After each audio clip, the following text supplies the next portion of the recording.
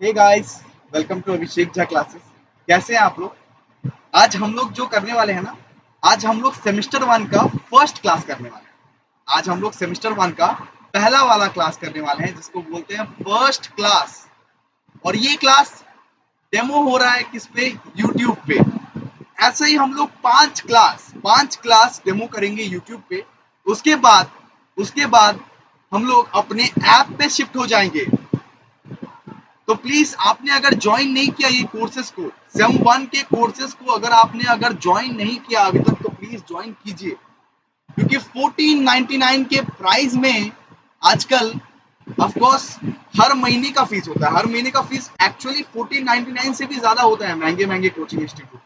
लेकिन 1499 एक बार में आप लोग पे कर दीजिए और सेमेस्टर वन का सारा सब्जेक्ट का एक्सेस यहाँ पे हमारे एप्लीकेशन में मिल जाएगा। आपको सारा का सारा एक्सेस जितना बार भी देख सकते हैं। अनलिमिटेड व्यूज है, अनलिमिटेड व्यूज है। जितना बार भी देखो उतना बार देख लो। और क्वालिटी एजुकेशन है। किस तरह से मैं पढ़ाता हूं आप लोगों को पता है। क्वालिटी एजुकेशन है, बेस्ट एजुकेशन। इसको चाहे तो आप लोग इंस्टॉलमेंट में भी पे कर सकते हैं। 750 अभी पे कर दीजिए एंड 749 आपको तब पे करना है, मतलब 2 मंथ्स के बाद आप लोगों को 749 पे कर देना। तो आप लोग इंस्टॉलमेंट में भी मतलब में भी पे कर सकते हैं। ज्वाइन करने के लिए क्या करें? ज्वाइन करने के लिए 8910499229 पे आप लोग यहाँ पे मैसेज कीजिए। आप लोग पेमेंट कीजिए। उसके बाद पेमेंट करके, जैसे भी आप पेमेंट करेंगे, इंस्टॉलमेंट पे पेमेंट करेंगे या फुल टाइम पेमेंट करेंगे, पेमेंट कर दीजिए और आप लोगों को डायरेक्टली ऐप का एक्सेस हम लोग यहाँ पे प्रोवाइड कर देंगे। ओके, तो चलिए शुरू करते हैं, ज्यादा लेट नहीं करते हैं। आज हमारा पहला क्लास है। आज हम लोग क्लास करेंगे बिजनेस लॉस के ऊपर। बहुत ही फनी सब्जेक्ट है। ऐसे हंसते खेलते चला जाएगा, ऐसे हंसते खेलते ये सब्जेक्ट आपका पूरा का पूरा सिलेबस बीत जाएगा, पता भी नहीं चलेगा। और सच्ची आप लोगों को अभी से क्लास शुरुआत करने की बहुत ज्यादा जरूरत है। बिकॉज सेमेस्टर वन का आज मतलब सीयू का आजकल हाल देख रहे हैं। सीयू जो लोग फोकस नहीं करते, जो लोग एंड में क्लास कर लिए, एंड में पढ़ लिए, इससे नहीं होता है। आप लोगों को यहाँ से शुरू से ही पढ़ना पड़ेगा और शुरू से ही ध्यान देना पड़ेगा, वरना सप्ली का बहुत ही बुरा दौर चल रहा है इसलिए। ठीक है, तो आइए सब्जेक्ट को इस तरह से पढ़ते हैं कि आप लोग 70 60 नहीं, एकदम 90 प्लस लाओ। एमसीक्यू पेपर है तो बहुत ही बेहतर आना चाहिए। हाँ, लेकिन ट्रिकी क्वेश्चंस रहते हैं, बहुत ज्यादा ट्रिकी क्वेश्चंस रहते हैं, इसलिए पढ़ना भी जरूरी है बिजनेस लॉ को। चलिए सबसे पहले देखिए, सबसे पहले आप लोग को सिलेबस बता देते हैं बिजनेस लॉ का। इससे पहले चैनल को सब्सक्राइब नहीं किया तो बिल्कुल चैनल को भी सब्सक्राइब कर लो। ओके, सिलेबस बताने जाएंगे तो सबसे पहले आप लोगों को करना पड़ेगा Indian contract act. Indian contract act पूरा कॉन्ट्रैक्ट के रिलेटेड एक पूरा का पूरा लॉ है। किस तरह से कॉन्ट्रैक्ट होता है, क्या एग्रीमेंट होता है, क्या कंसिडरेशन होता है, इसके बारे में सारा का सारा पूरा एक ब्रह्मास्त्र वाला एक्ट है।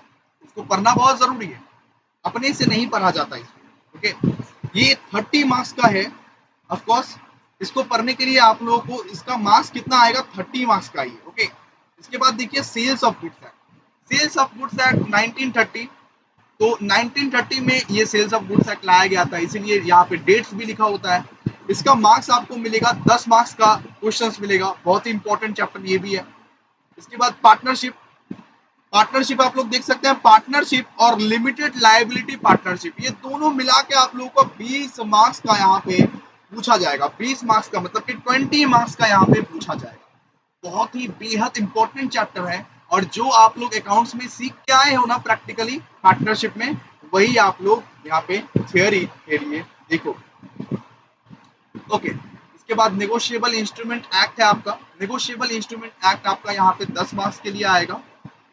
और यहाँ पे आप लोग देख सकते हैं नेक्स्ट वाला, नेक्स्ट है कंज्यूमर प्रोटेक्शन एक्ट। कंज्यूमर को कैसे प्रोटेक्ट कर सकते हैं, इसका भी आप लोगों को 10 मार्क्स का यहाँ पे कंज्यूमर प्रोटेक्शन एक्ट पूछा जाएगा।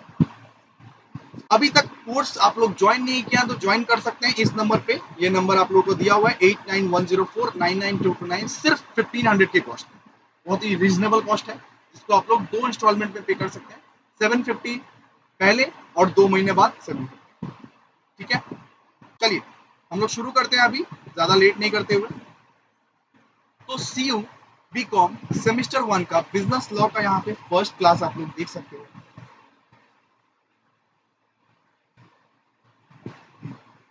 Indian contract act. Indian contract act क्या होता है, ये एक्ट क्या होता है, सब कुछ एकदम डिटेल में आप लोगों को बताऊंगा, बस आप लोगों को फोकस की तरह सुनना है। और जो मैंने लिखा है स्क्रीन पर, कुछ लिख के भी आया हूं और कुछ लिखवाऊंगा भी। ओके, तो मेरा यहाँ एकदम शॉर्टकट वाला फॉर्मूला नहीं चलेगा, यहाँ पे एकदम अच्छे से लिखेंगे, नोट्स बनाएंगे, ताकि कोई भी रेफरेंस बुक का हमें देखना ना पड़े। बाद में एकदम गाइड बुक, रेफरेंस बुक खरीदने जाते हैं तो वो सब ना, मतलब नहीं करना पड़े, वो सब एडिशनल प्रैक्टिस के लिए करें तो वो ज्यादा अच्छा है। लेकिन कोर्स ऐसे ही कंप्लीट करना है बहुत बेहतरीन तरीके से। अब देखिए, इंडियन कॉन्ट्रैक्ट एक्ट जो है ना, ये पहले जम्मू एंड कश्मीर में अप्लाई नहीं करते थे। पहले ये एक्ट, पहले ये लॉ, ये ही लॉ क्यों, बहुत सारे लॉ, मतलब मेजोरिटी ऑफ द लॉ यहाँ पे जम्मू एंड कश्मीर में अप्लाई नहीं होता था। लेकिन आर्टिकल 370 आने के बाद अब ये Indian contract act all states of India में यहाँ पे पूरा पूरा ऑफ कोर्स पूरा देश में अप्लाई हो चुका है, पूरा देश में अप्लाई हो चुका है ये एक्ट। ओके, तो बिल्कुल पढ़ने में मजा आएगा। सबसे पहले हम लोग समझते हैं यहाँ पे कि व्हाट इज कॉन्ट्रैक्ट, मतलब कि कॉन्ट्रैक्ट क्या होता है, कॉन्ट्रैक्ट क्या होता है, कॉन्ट्रैक्ट के बारे में समझते हैं। सबसे पहले तो आप लोग देख लो कि सेक्शन नंबर यहाँ पे क्या दिया हुआ है। सेक्शन नंबर यहाँ पे 2 क्लॉज एच दिया हुआ है, सेक्शन नंबर 2 क्लॉज एच दिया हुआ है। अब कॉन्ट्रैक्ट का मतलब क्या होता है, an agreement enforceable by law is contract. An agreement enforceable by law, जो कोई भी एग्रीमेंट लॉ के तहत बनाया जाता है, लॉ को मद्देनजर रखते हुए जो कोई भी एग्रीमेंट बनाया जाता है, जैसे कि एग्रीमेंट तो कोई भी बना सकता है, एग्रीमेंट तो हस्बैंड और वाइफ भी बना सकता है। वाइफ ने बोला कि तुम एग्रीमेंट पे साइन करो, तुम एग्रीमेंट पे साइन करो कि तुम मुझको हीरो का हार गिफ्ट करोगे, एग्रीमेंट पे साइन करो तुम हीरो का हार गिफ्ट करोगे। तो हस्बैंड ने एग्रीमेंट पे साइन कर दिया, तो क्या अगर हस्बैंड ने बाद में अगर हीरो का हार गिफ्ट नहीं किया तो क्या वाइफ उसको क्या कोर्ट में घसीट सकती है? अब जो लोग भी बोल रहे हैं हाँ, तो मैं उनको बोलना चाहूंगा नहीं घसीट सकती है। ये सोशल एग्रीमेंट है, ये सामाजिक एग्रीमेंट है। घर में तो ऐसे ही झगड़े होते रहते हैं, किसको किसको कोर्ट का, ऑफ कोर्स ये सारे भी मैटर्स कोर्ट अगर सुलझाने लगती तो कोर्ट का, मतलब कोर्ट में सोचो कि कितना ज्यादा भीड़ रहता, आज भी कितने सारे पेंडिंग पेंडिंग केसेस पड़े हुए हैं, और भी ज्यादा हो जाते पेंडिंग केसेस। फिर तो हर घर से एक एक वकील बनना पड़ता सबको, है ना। तो हम लोग सोशल एग्रीमेंट कोर्ट में लेके नहीं जा सकते, इनफोर्सिबल बाय लॉ वो नहीं है सोशल एग्रीमेंट। ओके, ठीक है। अब देखते हैं एग्रीमेंट क्या होता है।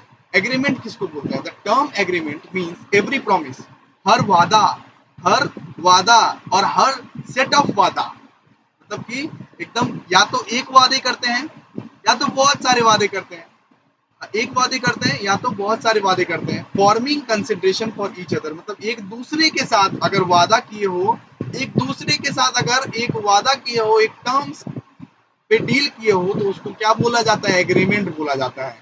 वो सोशल एग्रीमेंट भी हो सकता है और वो सच्ची मुच्ची रियल वाला एग्रीमेंट भी हो सकता है। अगर रियल वाला एग्रीमेंट हुआ तो वो कॉन्ट्रैक्ट बन जाता है, रियल वाला एग्रीमेंट हुआ तो वो क्या बन जाता है? कॉन्ट्रैक्ट बन जाता है बाबू। क्या बन जाता है? कॉन्ट्रैक्ट बन जाता है। तो एग्रीमेंट पर देख लीजिए एग्रीमेंट कैसे बनता है। ऑफर, किसी ने ऑफर दिया, ऑफर मींस मान लो कि निब्बा निब्बी लोग जो रहते हैं, निब्बा निब्बी लोग जो रहते हैं वो लोग क्या करते हैं, निब्बा यहाँ पे प्रपोज करता है और निब्बी उसको एक्सेप्ट करता है, तो वो क्या बन गया? एग्रीमेंट बन गया। यहाँ पे ऑफर किया प्लस एक्सेप्ट किया। निब्बी ने बोला कि मुझे आईफोन चाहिए, मुझे आईफोन चाहिए, और निब्बा ने यहाँ पे एक्सेप्ट कर लिया, तो इसको क्या बोलेंगे हम लोग? एग्रीमेंट बोलेंगे, एग्रीमेंट बोलेंगे। लेकिन कॉन्ग्रेचुलेशन, ये सोशल एग्रीमेंट है, और सोशल एग्रीमेंट को आप लोग कोर्ट में लेके नहीं जा सकते, कोर्ट आपको इसमें से कोई नहीं बचा सकता, है ना। तो लेकिन देखिए, ऑफर प्लस एक्सेप्टेंस किसको बोलते हैं? एग्रीमेंट को बोलते हैं। पूरा टोटलिटी में इसको बोलते हैं एग्रीमेंट। प्रॉमिस का एक बार देख लेते हैं कि प्रॉमिस किसको बोलते हैं। अब ये सारे नोट्स प्लीज पॉज करो और यहाँ पे लिखो, क्योंकि मैं कुछ नोट्स लिख के आया हूँ और कुछ नोट्स लिखने वाला हूँ, ठीक है। चलिए प्रॉमिस का देख लीजिए। Promise, when the person when the person to whom the proposal is made, when the person to whom the proposal is made, मैंने जिसको प्रपोजल किया कि क्या तुम मेरे साथ कॉन्ट्रैक्ट करोगे, सामने वाले ने एक्सेप्ट कर लिया, सामने वाले ने बोला कि हाँ मैं तुम्हारे साथ कॉन्ट्रैक्ट करूंगा, हाँ तुम्हारे साथ मैं कॉन्ट्रैक्ट करूंगा, तो उसको मैं क्या बोल सकता हूँ, प्रॉमिस, तुमने मुझसे प्रॉमिस किया है। निब्बा निब्बी लोग, बाबू सोना लोग बोलते हैं ना, तो ऑफ कोर्स यहाँ पे आईफोन दिलवाने, निब्बी ने बोला कि मुझे एक आईफोन चाहिए बाबू, और बाबू ने बोला कि हाँ ठीक है तुमको मिल जाएगा, तो ये क्या हो जाएगा, एक प्रॉमिस हो जाएगा, ये क्या हो जाएगा, प्रॉमिस हो जाएगा। लेकिन कॉन्ट्रैक्ट बनने के लिए क्या जरूरी है, एग्रीमेंट तो हम लोग बना लेते हैं, प्रॉमिस तो बना लेते हैं, लेकिन कॉन्ट्रैक्ट बनने के लिए क्या जरूरी है, सबसे पहले तो प्रॉमिस को एक्सेप्ट करना, उसके बाद इनफोर्सिबिलिटी बाय लॉ, मतलब कि लॉ जिसको प्रोटेक्ट करे, लॉ जिसको इन्फोर्स करे, उसको हम लोग कॉन्ट्रैक्ट बोलते हैं। ये टोटलिटी को कॉन्ट्रैक्ट बोलते हैं, ठीक है। सिर्फ एग्रीमेंट बनाने से कुछ नहीं होगा, एग्रीमेंट तो हम लोग किसी का भी बना लेते हैं, दोस्त लोग के साथ बना लेते हैं। ये तुम मुझसे वादा कर, तुम मुझे 2 समोसा खिलाएगा, तो दोस्त लोग क्या ऐसा वादा मानता है क्या, नहीं मानता है ना। ऑफकोर्स बाद में जाके भूल भी सकता है, बेवफा भी हो सकता है ना। लेकिन कॉन्ट्रैक्ट क्या होता है, पहले तो प्रॉमिस कर दिए और इनफोर्सेबल बाय लॉ भी कर दिए, मतलब एकदम लीगल टाइप का एग्रीमेंट बना दिए। जैसे कि आप लोगों का घर का जायदाद, आप लोगों का घर का जायदाद, ये क्या है, अगर अगर ये भगवान ना करे आपके साथ कभी फ्रॉड हो जाए, तो आप लोग कहाँ भी जा सकते हैं न्याय मांगने, कोर्ट, मुझे न्याय दिलाओ, मुझे जस्टिस चाहिए, कोर्ट, तो कोर्ट आपकी हेल्प करेगा, लॉ आपकी हेल्प करेगा, है कि नहीं। चलिए नेक्स्ट नेक्स्ट अब पढ़ते हैं। अब देखिए ये सब एमसीक्यू पेपर है, तो एमसीक्यू पेपर के लिए ये सब बहुत जरूरी है बाबू। तो देखिए प्रॉमिस का सेक्शन नंबर लिख लीजिए, प्रॉमिस का सेक्शन नंबर कौन से सेक्शन में आता है, section 2 clause B, section 2 clause B, okay. और एग्रीमेंट का भी देख लीजिए, एग्रीमेंट का कौन सा आता है, सेक्शन 2 क्लॉज ई, सेक्शन 2 क्लॉज ई एग्रीमेंट का आता है। और प्रॉमिस का क्या आता है, प्रॉमिस का आता है section 2 clause B, section 2 clause B, okay. चलिए अब हम लोग पढ़ेंगे, अब हम लोग पढ़ेंगे सबसे पहले प्रोसेस पढ़ेंगे कि कौन सा प्रोसेस यहाँ पे फॉलो किया जाता है।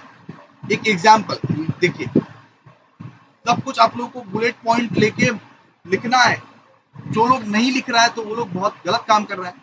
डेमो चल रहा है, ये आज डेमो चल रहा है, 5 क्लासेस के बाद तुम रियल ऐप में शिफ्ट हो जाओगे, तो वहां भी सीरियसनेस दिखाना पड़ेगा, टेस्ट लिया जाएगा, टेस्ट भी लिया जाएगा, ओके। यहाँ पे देखिए प्रपोजल, और एक बात कि अगर आप लोग में से कोई भी किसी को भी रेफर करता है ना ये कोर्स, कोई भी किसी को भी खुद, मतलब कि खुद भी ले रहा है और दूसरों को भी रेफर कर रहा है, तो फ्लैट 10% आप लोगों को मिल जाएगा, उसके लिए फ्लैट 10% आप लोगों को मिल जाएगा, ओके। चलिए मतलब कितना सस्ता करोगे सर, कितना सस्ता करोगे बोलो।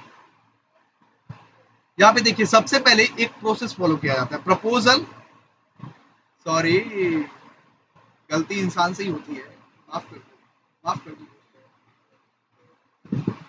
प्रपोजल, प्रपोजल को ही बोला जाता है ऑफर, प्रपोजल को ही बोला जाता है ऑफर। सबसे पहले ऑफर दोगे, सबसे पहले क्या करोगे, ऑफर दोगे, उसका एक्सेप्टेंस होगा, मतलब कि सामने वाला एक्सेप्ट करेगा तब ना, उसके बाद एक्सेप्टेंस के बाद क्या होगा, मतलब कि एक एग्रीमेंट बनाया जाएगा, एक्सेप्टेड प्रपोजल एग्रीमेंट, एक एग्रीमेंट बनाया जाएगा, उसके बाद उस एग्रीमेंट को फॉलो किया जाएगा,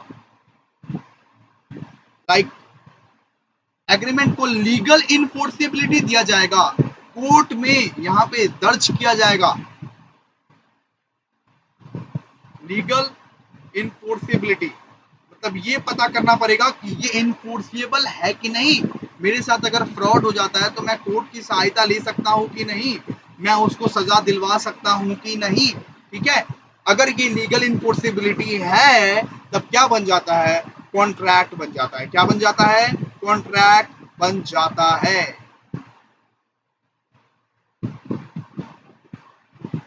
ठीक है, चलिए अब लिखिए, अब एक बात आप लोग लिखिए, ऑल एग्रीमेंट, सॉरी दोस्तों ग्लिच हो गया था, all agreement are not contract, are not contract, but all contract, all contract are agreement। मतलब कि हर एग्रीमेंट कॉन्ट्रैक्ट नहीं होता, हर एग्रीमेंट कॉन्ट्रैक्ट नहीं होता, वो बाबू सोना वाला एग्रीमेंट कॉन्ट्रैक्ट नहीं होता, लेकिन जो कॉन्ट्रैक्ट बन चुका है वो तो एग्रीमेंट ही होगा, है ना। All agreement are not contract but all contracts are agreement. Okay, चलिए समझ गए आप लोग बिल्कुल बहुत ही अच्छे तरीके से। अब हम लोग आगे बढ़े, आप लोग अगर बोले तो ठीक है, चलिए आगे बढ़ते हैं।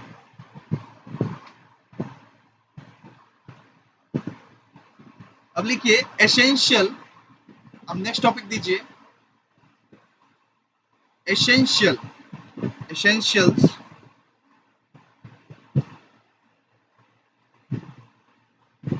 Of valid contract. मतलब कि वैलिड कॉन्ट्रैक्ट बनाने के लिए क्या क्या एसेंशियल है, क्या क्या रिक्वायरमेंट है, उसका आप लोग एक बार बुलेट पॉइंट में लिख लीजिए। सबसे पहले तो दो पार्टी होना बहुत जरूरी है, two parties. Okay, valid contract बनाने के लिए दो पार्टी होना जरूरी है। मैं क्या अपने आप से कॉन्ट्रैक्ट करूं, मैं क्या अपने आप से कॉन्ट्रैक्ट करूं कि मैं ये ट्यूशन पढ़ा रहा हूं मेरे बच्चों को, नहीं ना। तो दो पार्टी होना जरूरी है कि नहीं, बताओ, दो पार्टी होना जरूरी है कि नहीं। हाँ हाँ हाँ सर, जरूरी है, जरूरी है। तो दो पार्टी होना जरूरी है। नेक्स्ट, नेक्स्ट लिखो, party must intend to create legal obligation, parties must intend to create legal obligation. ठीक है, तो पार्टीज जो है वो एक लीगल काम कर रहे हैं, लीगली ऑब्लिगेशंस कर रहे हैं। जैसे कि हम लोग आपको क्या सिखाए थे, हम आपको अभी क्या क्या बोले थे कि अगर हस्बैंड और वाइफ एग्रीमेंट कर रहे हैं और वो एग्रीमेंट को कोर्ट में मतलब अगर ले जाएंगे तो वो एग्रीमेंट क्या कभी कॉन्ट्रैक्ट बनेगा, नहीं बनेगा ना। तो लीगल ऑब्लिगेशन रहना चाहिए, सबसे पहले लीगल ऑब्लिगेशन रहना चाहिए। लीगल काम भी कर रहे हैं वो भी होना चाहिए, ऑफ कोर्स हम लोग लीगल काम भी कर रहे हैं वो भी होना चाहिए, है ना।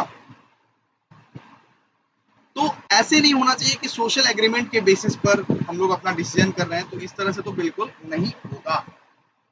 अब थर्ड देखिए, अब थर्ड देखिए, other formalities,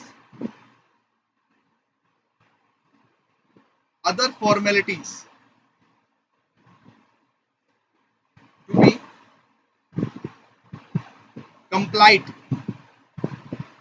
other formalities to be complied within certain cases।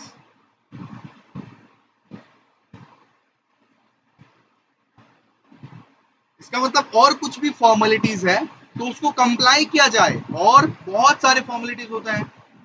Of course एक एग्रीमेंट को इन्फोर्सेबल बनाएंगे तो हमें तो कोर्ट की चक्कर ही बहुत सारी बार काटनी पड़ेगी, तो बहुत सारे फॉर्मेलिटीज होते हैं, तो वो सारे फॉर्मेलिटीज को भी आप लोग यहाँ पे अप्लाई करना पड़ेगा किसी भी हालत में। ओके,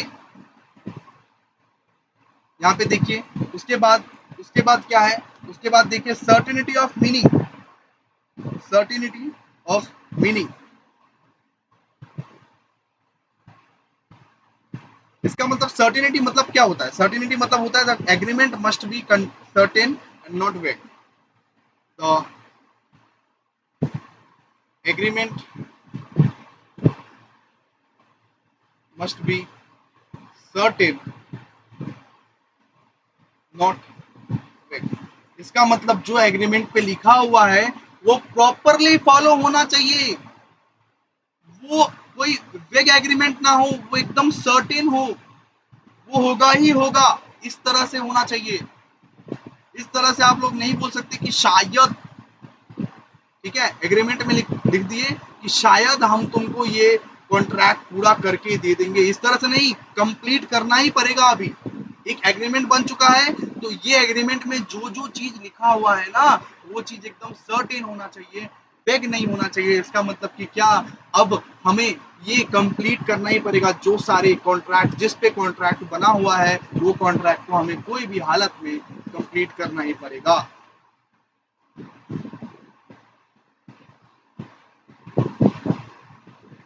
उसके बाद परफॉर्मेंस,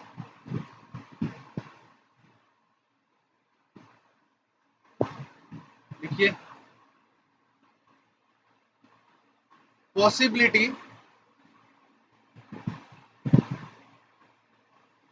पॉसिबिलिटी लिखते जाइए बाबू, लिखते जाइए, अगर नहीं लिखेंगे तो कैसे चलेगा, कॉपी में लिखते जाइए, इसे सो के मत देखिए। अब ये अप्रोच छोड़ दीजिए क्योंकि आप लोग सीयू में आ चुके हैं। Welcome to CU.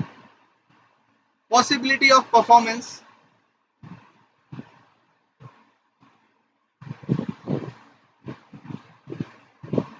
Of an agreement,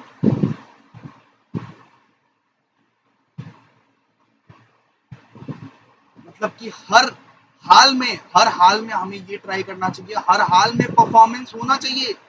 अगर नहीं हुआ तो कोर्ट में जाके घसीटेंगे तुमको, ये कॉन्ट्रैक्ट को तुमको परफॉर्म करना पड़ेगा कोई भी हालत में, ये कॉन्ट्रैक्ट को परफॉर्म करना पड़ेगा। एक एग्रीमेंट जब इनफोर्सिबल बाय लॉ हो जाता है तो वो कॉन्ट्रैक्ट बन जाता है और वो कॉन्ट्रैक्ट को परफॉर्म किसी भी हाल में करना पड़ेगा। तो यही तो है एसेंशियल। कॉन्ट्रैक्ट को अगर परफॉर्म नहीं करेंगे तो हम कोर्ट में जाके घसीटेंगे, स्यू करेंगे तुम पे। अब वो गलत चीज मत समझना, स्यू मतलब वो नहीं, स्यू मतलब केस, प्लीज गलत चीज मत समझना। स्यू मतलब कि केस करेंगे कोर्ट पे, ठीक है। चलिए आगे आगे देखते हैं अभी। तो सॉरी दोस्तों, चलिए, तो आप लोग बिल्कुल इसको समझ गए, बिल्कुल इसको समझ गए। एक गलती हो गई है यहाँ पे, एसेंशियल नहीं होगा, ये एलिमेंट्स है, ओके, ये एलिमेंट्स है, एलिमेंट्स ऑफ वैलिड कॉन्ट्रैक्ट, मतलब क्या क्या एलिमेंट्स चाहिए। तो आप लोग को ये एलिमेंट्स ऑफ वैलिड कॉन्ट्रैक्ट आप लोग प्लीज समझ में आया कि नहीं, हमको बता सकते हैं कमेंट सेक्शन में। चलिए आगे बढ़ते हैं। आगे हम लोग अब बात करेंगे एसेंशियल ऑफ वैलिड कॉन्ट्रैक्ट। अब हम लोग बात करेंगे एसेंशियल ऑफ वैलिड कॉन्ट्रैक्ट। ये था elements of valid contract, okay. चलिए आइए, एसेंशियल, तो ये सब एमसीक्यू के लिए बहुत इंपॉर्टेंट है। सेक्शन नंबर आप लोगों को प्लीज याद रखना है और इससे आप लोगों को बहुत ही ज्यादा हेल्प होगा, पहले से ही आप लोग लॉ के बारे में बहुत अच्छी से जान पाएंगे। चलिए essential of a valid contract सबसे पहले देख लीजिए, क्या क्या एसेंशियल है। सबसे पहले तो offer and acceptance, offer and acceptance of an agreement, agreement और एन एग्रीमेंट, मतलब कि पहला एसेंशियल क्या है, ऑफर रहना चाहिए, एक्सेप्टेंस रहना चाहिए, या तो एग्रीमेंट रहना चाहिए। पहले एसेंशियल क्या है, एग्रीमेंट रहना चाहिए या तो ऑफर और एक्सेप्टेंस रहना चाहिए। ऑफर एंड एक्सेप्टेंस लिखा हुआ है और या तो एक एग्रीमेंट रहना चाहिए। तो ये पहला एसेंशियल है, ये पहला एसेंशियल है, एक वैलिड कॉन्ट्रैक्ट का ये पहला एसेंशियल है। उसके बाद फ्री कंसेंट, फ्री कंसेंट मतलब क्या है, फ्री कंसेंट मतलब किसी के दबाव में नहीं है हम, किसी के दबाव में आके हम कॉन्ट्रैक्ट नहीं बना रहे हैं, किसी के दबाव में आके हम कॉन्ट्रैक्ट नहीं बना रहे हैं, हम अपने चॉइस से, हम अपने चॉइस से कॉन्ट्रैक्ट बना रहे हैं, ओके। इसी को बोलते हैं फ्री कंसेंट, इसी को बोलते हैं फ्री कंसेंट। हमारे साथ कोई दबाव नहीं किया गया है, हम लोग फ्री कंसेंट में ये कॉन्ट्रैक्ट बना रहे हैं। चलो लिख लो, एक बार हिंदी में लिख लो इसको ताकि तुमको याद रहे। एमसीक्यू पेपर है, बहुत ही अच्छे से लिखना पड़ेगा।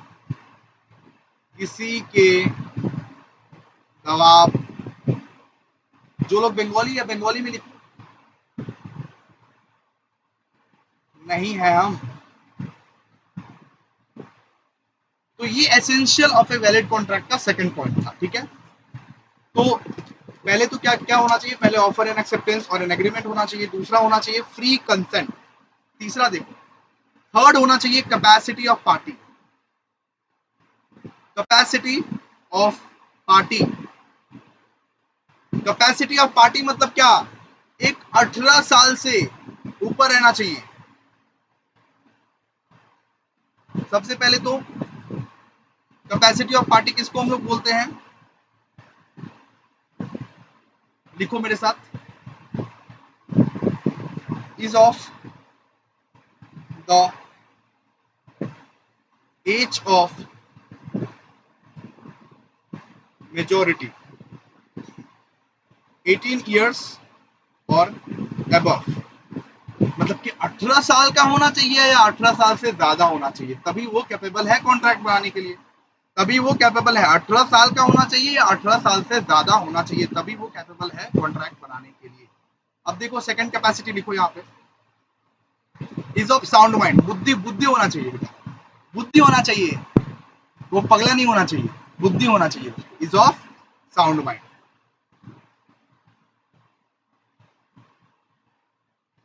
नेक्स्ट, सबसे पहले तो is of sound mind, is, third लिखो, is not otherwise disqualified, is not otherwise disqualified from contracting।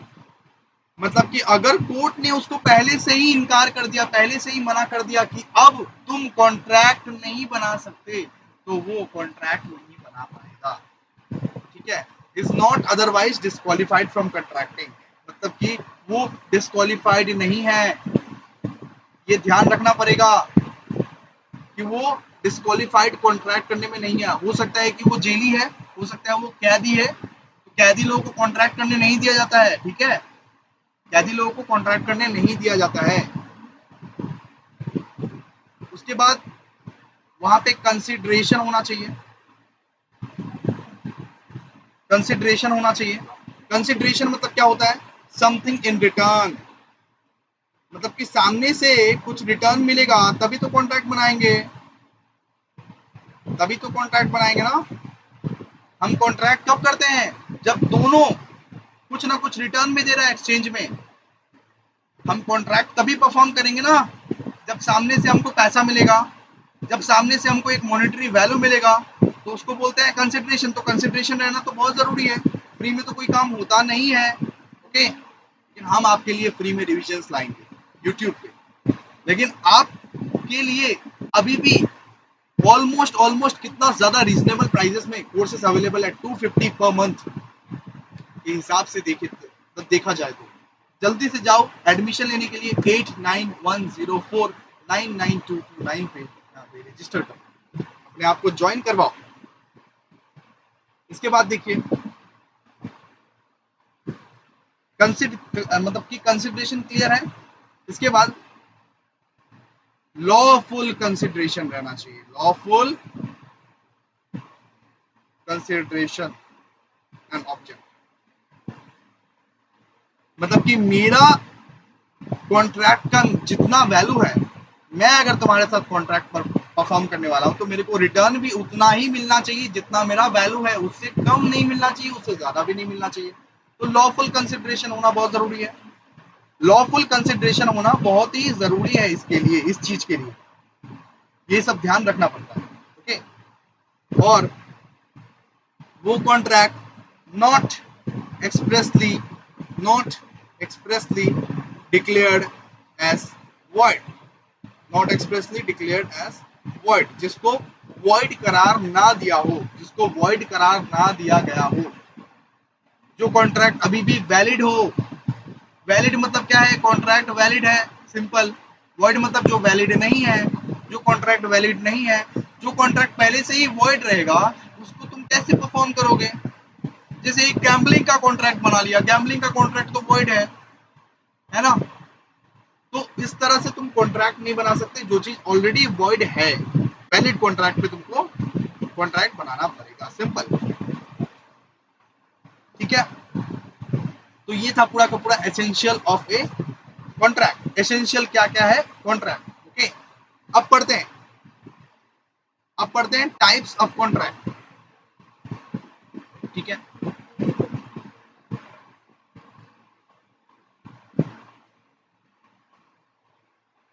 Types of contract. Types of contract में सबसे पहले देख लो, सबसे पहले होता है valid contract. Valid contract simple, जो वैलिड है, जो लॉस को फॉलो कर रहा है, जो इनफोर्सिएबल है, उसको वैलिड कॉन्ट्रैक्ट बोला जाएगा, सिंपल है ना? तो an agreement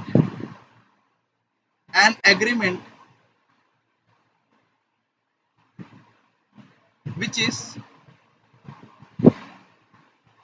binding, which is binding and enforceable, and enforceable is a valid, enforceable by law,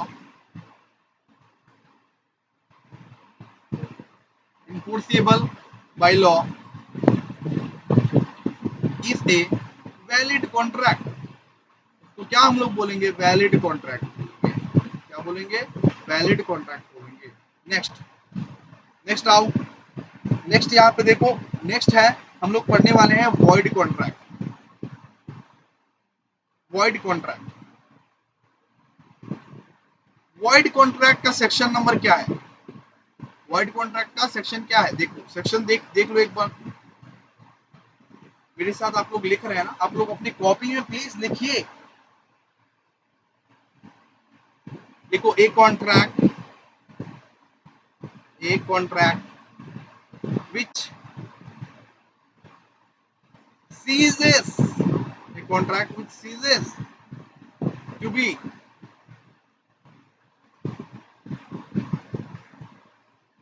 enforceable, ceases to be enforceable by law, a contract which is ceases to be enforceable by law is void contract।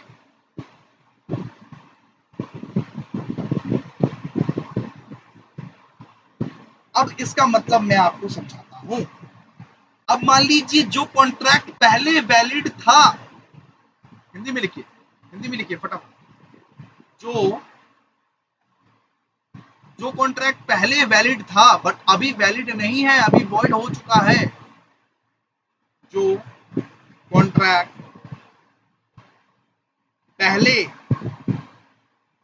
Valid था but अभी valid नहीं है। जैसे example Udit Narayan. मान लीजिए मैं of course एक function, मैं आप लोगों के लिए एक फंक्शन ऑर्गेनाइज कर रहा हूं, वहां पे मैंने बुलाया है उदित नारायण जी को। उदित नारायण को आप लोग जानते हैं? अच्छा, मान लीजिए कुमार सानू को मैंने बुलाया, कुमार सानू को तो आप लोग बहुत ही अच्छे तरीके से जानेंगे। तो कुमार सानू को मैंने बुलाया, कुमार सानू अपना एकदम